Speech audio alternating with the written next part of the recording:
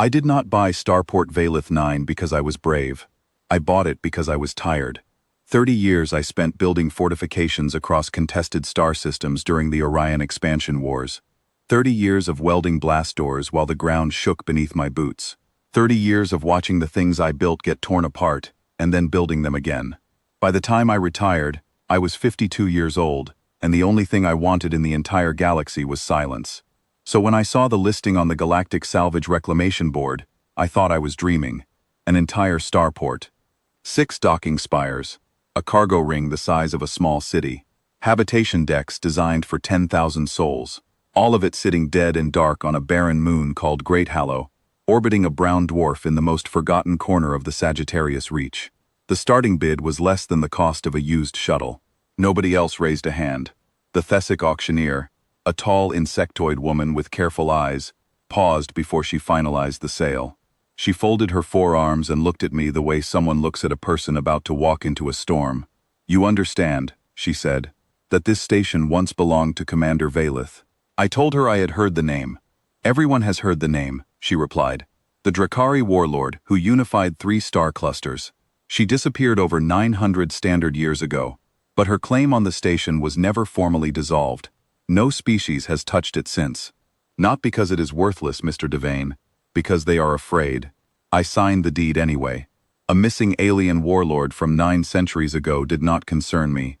I was looking for a place where nothing needed defending, and an abandoned starport on a forgotten moon seemed like exactly that. I moved in with my dog, a graying Labrador named Bolts, a cargo container full of tools, and enough ration packs to last a year. I chose one small room in the lower habitation ring, patched the atmosphere seal, set up a cot, and that was home. The first night, I lay in the dark and listened to the deep metallic groaning of the station around me. Old metal cooling and expanding. The faint whistle of solar wind against the outer hull. Bolts curled up against my leg and sighed. I slept well for the first time in 20 years. I did not plan to restore the station. That was never the idea. But the first morning, I walked past a cracked viewport, and the sight of it bothered me. Not in a professional way, in a personal way. It was broken, and my hands knew how to fix it, so I fixed it. Then I noticed the corridor lighting was dead, and the junction box just needed a new relay. So I fixed that too. Then I found a hull breach on deck 14 that was letting in microdust, and I sealed it before lunch. That is how it started. Not with a plan or a purpose. Just a man with a welding torch and nothing better to do. Days turned into weeks. Weeks turned into months. I rerouted power conduits. I coaxed ancient reactors back online one at a time, learning the drekkari engineering as I went. Their technology was old but brilliant, designed to last forever if someone cared enough to maintain it. I talked to Bolts while I worked. He never answered, but he was an excellent listener. The deeper I went into the station, the more I found. Things the scavengers had missed or been too afraid to take. On deck 7, I discovered a drekkari war shrine.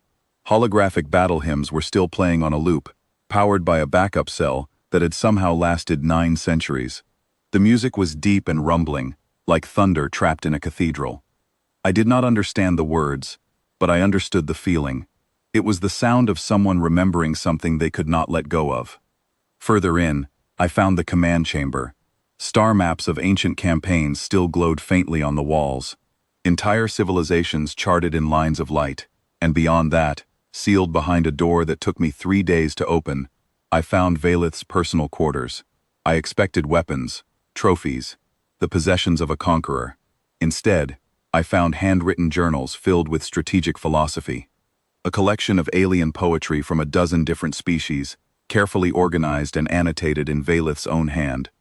And sitting on a shelf beside the narrow bed, a single pressed flower from a world that, according to my database, no longer existed. I stood in that room for a long time. I did not touch anything. I sealed the door behind me when I left, and decided that whatever else happened, those rooms would stay exactly as they were. Some things are not yours to disturb, even when you own the building they are in.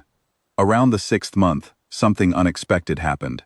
A small refugee ship appeared on my newly restored sensors, limping toward the station on a failing engine. I had accidentally triggered the docking beacon while restoring power to the spire, and it was broadcasting an open port signal into the void. I thought about shutting it off. I had come here for solitude after all.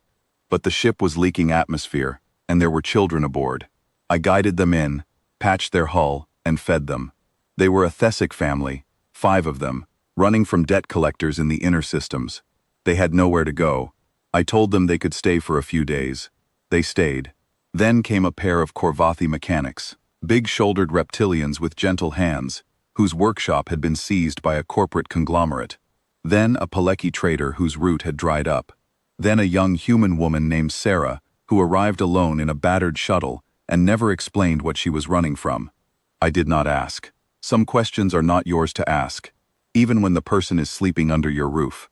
Before I understood what was happening, Valith 9 had 26 residents. I told myself it was temporary. I built them quarters anyway. I expanded the water recyclers and programmed the old agricultural bays to grow food.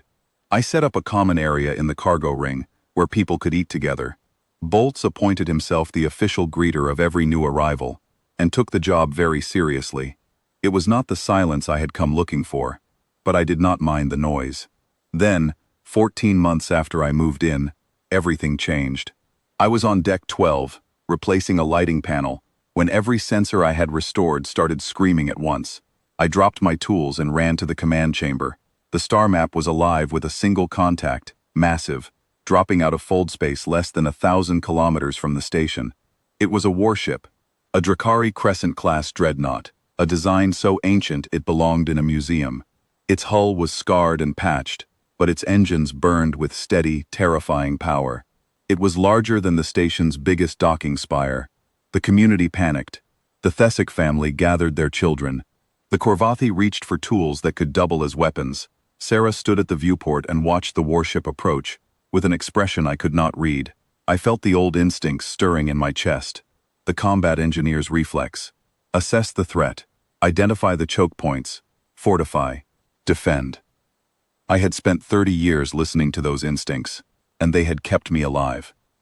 I took a breath and let them pass. The dreadnought docked at Spire 1. The airlock cycled, and Commander Valith walked onto the station she had abandoned 900 years ago. She was 8 feet tall, scaled skin the color of dark iron, bone plate armor fused to her shoulders and forearms. Her eyes were amber and ancient, carrying the weight of centuries in their stillness. She moved with the careful slowness of someone who had learned long ago that the galaxy would wait for her. 4 drekkari honor guards flanked her, silent and enormous.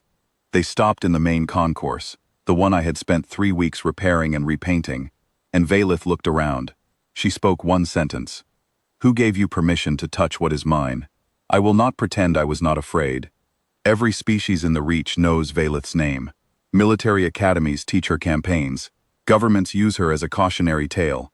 She unified 3 star clusters through sheer strategic brilliance, and she did it in an era when the Drekkari were considered the most formidable species in the galaxy. But I was also a man who had spent 30 years under fire, and come out the other side with nothing left to lose except a dog and a welding torch. "Nobody gave me permission," I said. "I bought the station at auction. I fixed what was broken. If you want the walls back, you can have them. But these people living here, the ones I told it was safe to stay, they are not part of the negotiation." The guards shifted. The air became very heavy. Valith stared at me for a long time. Then she said, "Show me." She walked the entire station, every deck, every corridor. She ran her clawed hand along the welds I had laid and examined the power conduits I had rerouted. She stood in the agricultural bay and watched vegetables growing under artificial sunlight. She visited the common area, where the Thessic children had left their drawings on the table.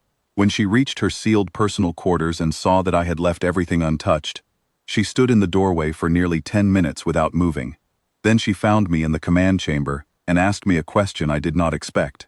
"Why did you stop fighting?" I told her the truth. I stopped because I realized I had spent my whole life building walls, and not once had I built a door. She considered this, then she told me her story. At the height of her power, after 3 clusters bowed to her command, Valith realized she had created something terrible. An empire that needed conflict to justify its own existence. A machine that could not stop moving without tearing itself apart. She tried to change its direction from within, but the momentum was too great, so she made a choice. She took her ship, her closest guards, and flew into the deep black, hoping that without her, the Empire would learn to sustain itself through something other than expansion. It did not. It collapsed within a century. She had spent 900 years wandering the outer reaches, carrying the weight of that failure. She came back to Valeth 9 expecting to find a ruin that confirmed everything she believed about herself. Instead, she found a human, a member of a species her empire's old records had dismissed as short-lived and unremarkable, who had taken her monument to conquest and turned it into the one thing she never could. A home. How do your people do this? She asked me. How do you take broken things and make them worth keeping? I thought about it for a while. Bolts wandered over and leaned against my leg, and I scratched his ears while I considered the question. It is not a species trait, I said. It is a choice. We are not stronger or smarter or longer lived than anyone else out here. We just keep choosing to fix things, even when it seems pointless. Especially when it seems pointless. Because the act of repairing something is how you prove it mattered in the first place. Valeth was quiet for a very long time. Then she said something that, according to every cultural database I have ever accessed, no drekkari commander has ever said to another species in recorded history. Teach me. She stayed. Not as the station's commander. Not as its ruler or its owner. She stayed as its resident. She helped me with repairs. Her guards joined the community. One of them turned out to be an extraordinary cook. Valeth began teaching drekkari engineering to Sarah, who absorbed it like a sponge and started improving systems even I could not figure out. The Starport grew slowly after that. Word spread, not about a fortress or a military installation, but about a quiet place on a forgotten moon where a retired human and an ancient warlord fixed things together and did not ask too many questions. People arrived, some stayed, some moved on. The ones who stayed became part of something I never intended to build, but could not bring myself to stop. I came to Valeth 9 looking for silence. I did not get it. The station hums now, full of voices and footsteps and the ringing of tools on metal. The agricultural bays smell like fresh soil. The common area is loud every evening, with laughter in 6 different languages. I did not get silence. I got something better. I got the kind of noise that only happens when broken things decide to keep going. Last night, I walked through the concourse on my way to bed, and past the common area. Valeth was sitting in the big chair by the viewport, the one I had welded together from old cargo frames. Great Hallow's pale surface glowed through the glass behind her. Bolts was curled up on her enormous armored lap, snoring gently. The most feared conqueror in galactic history was scratching a 12-year-old Labrador behind the ears with one clawed finger, and her expression was something I had never seen on a drekkari face before. It was peace. I leaned against the doorframe and smiled. Yeah, this is fine.